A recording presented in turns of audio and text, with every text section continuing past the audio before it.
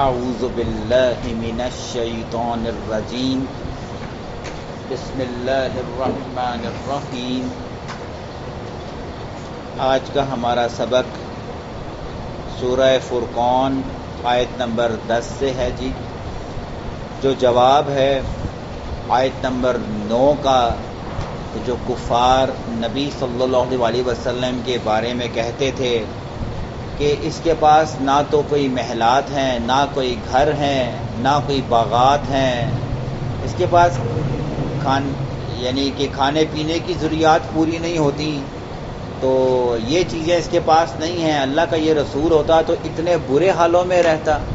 تو اس کا جواب اللہ تبارک و تعالیٰ آج کی سبق میں دینے لگے ہیں۔ فرمایا اللہ تبارک و تعالیٰ نے، تبارک الذی، بہت برکت والا ہے وہ، یعنی کہ اللہ تبارک و تعالیٰ، ان شاء، اگر وہ چاہے، جعل لک، تو اے نبی صلی اللہ علیہ وسلم آپ کے لیے بنا دے، خیرم من ذالک، اس سے بھی بہتر چیز۔ یہ تو کہہ رہے ہیں ایک باغ، اللہ تعالیٰ چاہے تو آپ کو کئی باغ عطا فرما دے۔ یہ کہہ رہے ہیں کہ ایک گھر، ابھی آپ سنیں گے اگلے حصے میں، اللہ تبارک و تعالیٰ آپ کو کئی محلات سے نواز دے، ٹھیک ہے، ابھی ہم سنیں گے۔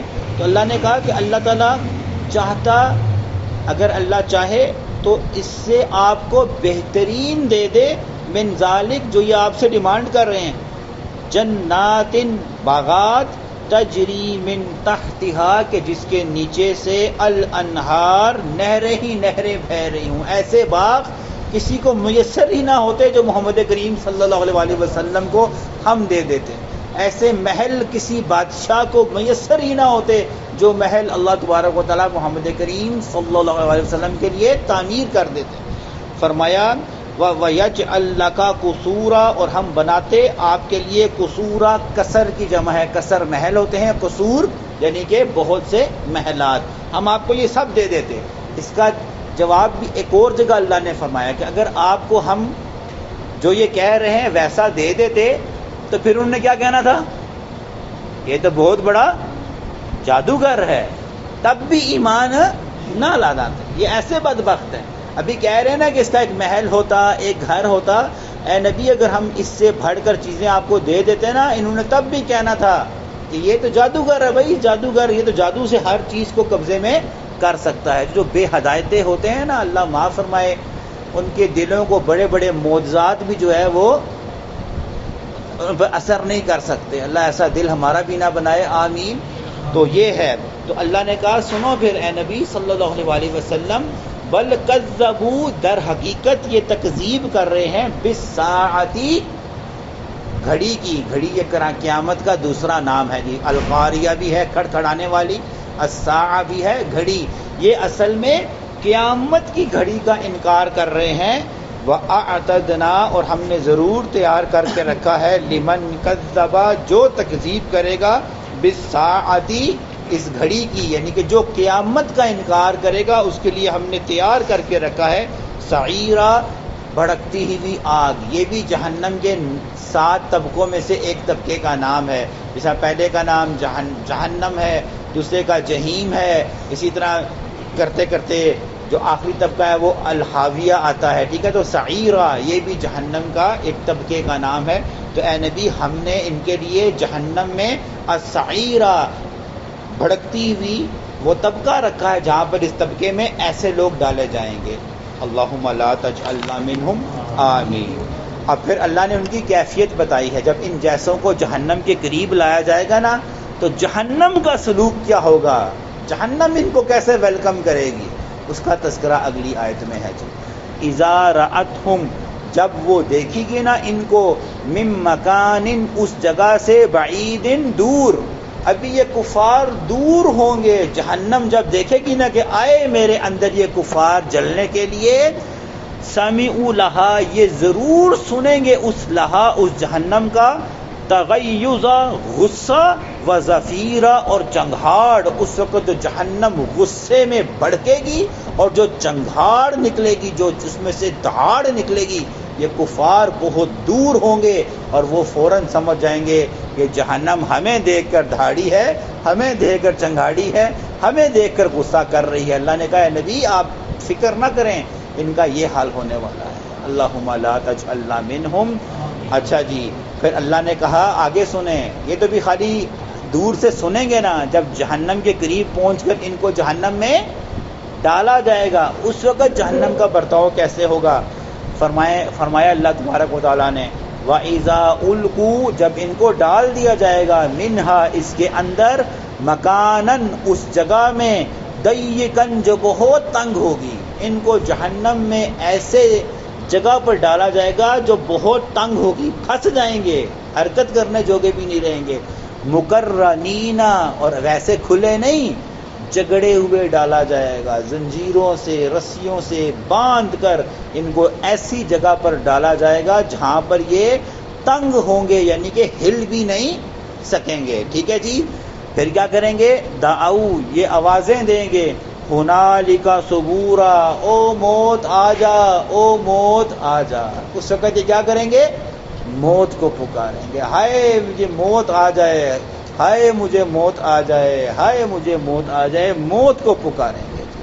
اب اللہ کا جواب سنیں، جب ان کی چیخیں نکلیں گی اللہ سے موت طلب کریں گے، اب اللہ کا کیا جواب ہے؟ اللہ کہتے ہیں لا تدعوا اليوم، مت پکارو آج، ثبوراً، موت کو، واحدہ جو ایک ہے، ایک موت کو مت پکارو، وَادْعُوا ثُبُورًا كَثِيرًا، ڈھیروں موتوں کو پکارو۔ اس کا مطلب کیا ہے؟ یہ تو ایک عذاب ہے جس پر ان کی چیخ نکلے گی اور کہیں گی یا اللہ موت دے دے۔ اللہ پھر جب ان کو اس سے پھر دوسرے سنگین عذاب میں ڈالیں گے وہاں بھی چیخیں گے اے اللہ موت دے دے۔ اس کے بعد تیسرے سنگین عذاب میں ڈالے جائیں گے وہاں بھی کہیں گے اے اللہ موت دے دے۔ اللہ نے کہا ایک موت کو نہیں مانگو، ابھی تمہاری کتنی موتیں ہیں جو بھی تم نے مانگنی ہے، تم سے میں نے عذاب کا شکنجہ کم ہی نہیں کرنا، بڑھاتے ہی رہنا ہے، بڑھاتے ہی رہنا ہے، بڑھاتے ہی رہنا ہے، بڑھاتے ہی رہنا ہے۔ اور تم نے رب سے چیخیں مارنی ہیں، مارنی ہے، مارنی ہے، اور کثیر میں اللہ موت دے دے، اللہ موت دے دے، یہ بھی تم نے بھی نعرے لگانے ہیں۔ اللہ ہمیں محفوظ فرمائے۔ یہ وہ آیاتی صحابہ کرام کی ہے نا، سانس اکڑ جاتے تھے۔ اس طرح کی آیتوں کا ایک واقعہ آتا ہے کہ ایک صحابی نے جب اس طرح کی آیت کو سنا تو اللہ کے نبی صلی اللہ علیہ وسلم سے گلے ملے، اتنا دھاڑ دھاڑ کے روئے کہ سینے لگتے ہی فوت ہو گئے۔ اللہ کے نبی صلی اللہ علیہ وسلم نے کہا اللہ کے بندو، اس آیتوں کو سن کر اس کا جگر ہی پھٹ چکا ہے۔ یہ ان لوگوں کے احوال تھے، ہمیں پتہ ہی کچھ نہیں ہے۔ چل ہم بس ایک کہانی سن لیتے ہیں، شاید یہ بس یہ بھی 15 منٹ بعد سب سے پہلے میں ہی بھول جاؤں گا، یہاں سے باہر نکلوں گا، اگلے چوک پہ جاؤں گا، بھول جاؤں گا کیا پڑھ کر آئے۔ اور وہ تھے کہ ان امپیکٹ کو گھروں میں لے کے جاتے تھے، راتوں کو چیخیں مار مار کر مصلی پر کھڑے ہوتے تھے، اے اللہ میرے اس گناہ کو معاف کر دیں، کیا پتہ میرے اس گناہ کی بنا پر مجھے یہ والا عذاب نہ ہو جائے۔ ہم سکون سے سو جاتے ہیں، وہ سکون سے ان کی زندگیوں کے سکون ہی ختم ہو گئے تھے جب یہ آیتیں سنا کرتے تھے۔ اللہ ہمیں بھی اس کی بارگاہ میں صدقے دل سے توبہ کرنے کی توفیق عطا فرمائے جی۔ اللہ نے کہا کہ ایک موت کو مت پکارو، بڑی ڈھیروں موتیں ہیں جب اس کو تم نے پکارنا ہے۔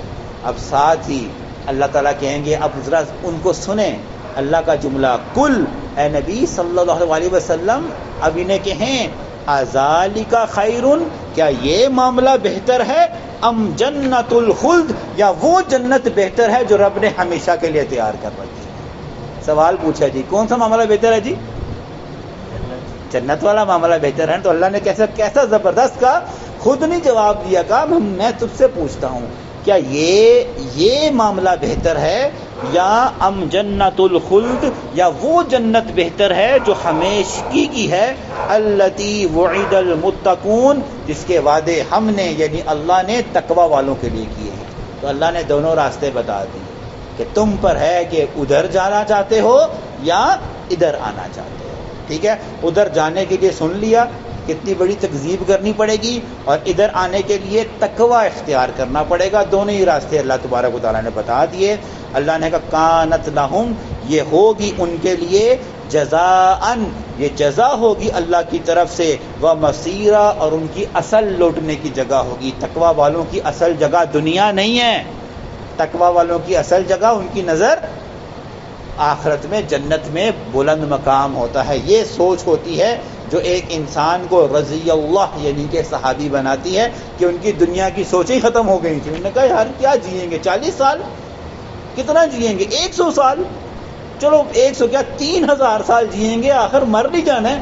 تو جب مر کر ادھر جانا ہے اور اپنی زندگی کے حساب کتاب دینے ہیں تو وہ ہے اصل چیز. تو وہ دنیا کو چھوڑ دیتے تھے اور آخرت کی فکروں میں لگتے تھے. تو اللہ نے کہا یہ ہے تقوی والوں کی کہ ان کی سوچ اور ان کا نظریہ وہ قیامت کے دن جنت کا مقام ہوتا ہے. دنیا کی نعمتیں اور لذتیں وہ ان کا مقام یا وہ ان کی کامیابی کا وہ ان کا پرائمری آبجیکٹو نہیں ہوتا جی. اچھا جی، ہماری آخری آیت جی، فرمایا اللہ تبارک و تعالیٰ نے لہم فیہا، ان کے لیے ہوگا ما یشاؤون، جو وہ چاہیں گے، خالدین، ہمیشہ کے لیے جنت ان کو دے دی.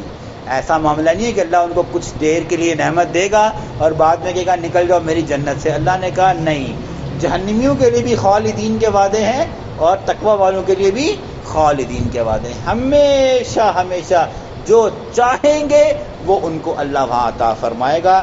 کان علی ربک، اور یہ چھوٹی بات نہیں ہے، ذرا سنیں، کان علی ربک، یہ بات اے نبی تیرے رب نے وعدن، وعدہ کر رکھا ہے، مسئولا، جو طلب کیا گیا ہے، یعنی اللہ تعالیٰ کی طرف سے یہ وعدہ ہے تقوی والوں کے لیے کہ ان کو یہ مقام ملے گا. یعنی کہ اللہ نے کہا میری تو بات کہہ دینا ہی کیا ہوتی ہے، کافی ہوتی ہے کہ میرا وعدہ ہے تقوی والوں سے کہ جنت بھی ہے اور اس میں خالدین والا معاملہ بھی ہے جی. ٹھیک ہے، آخری بات جی، کیوں دونوں جگہ پر خالدین کا، کیوں وہ 100 موتیں مانگیں گے ان کو موت ملے گی؟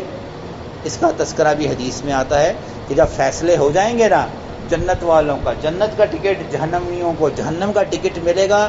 موت کو لایا جائے گا بکرے مینڈے کی شکل میں اور تمام اہل جنت اور اہل جہنم کے سامنے اس کو ذبح کر دیا جائے گا. وہ بڑی حیرانگی سے پوچھیں گے یہ کیا؟